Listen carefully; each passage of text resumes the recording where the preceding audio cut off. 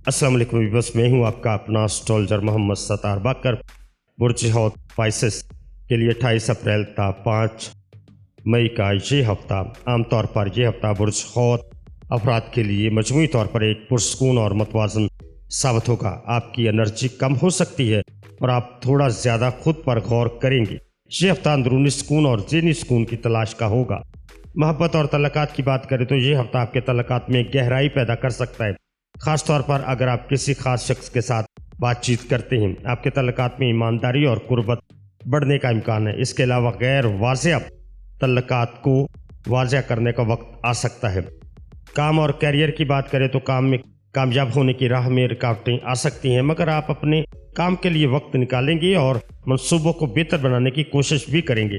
इस हफ्ते में कोई नई पेशरफ्त मतवक्को नहीं है, लेकिन आपकी मेहनत मुस्तकबिल में रंग लाएगी। अब आपकी सेहत की बात करें तो सेहत के मामले में ये हफ्ता आपके लिए थोड़ा चैलेंज शुदा हो सकता है, ख़ास तौर पर ज़हनी थकावट की वजह से अपने जिस्म और दिमाग का ख्याल रखें। ज़्यादा बोझ न डालें। मराकबा, नमाज, ज़हनी सुकून की मशक़ें मददगार आपके लिए साबित होंगी। माली सूरत हाल की बात करें तो माली मामलात में कोई बड़ी तब्दीली मतवक्को नहीं है, लेकिन हो सकता है कि आपको अपने अखराजात पर नज़र रखने की ज़रूरत हो।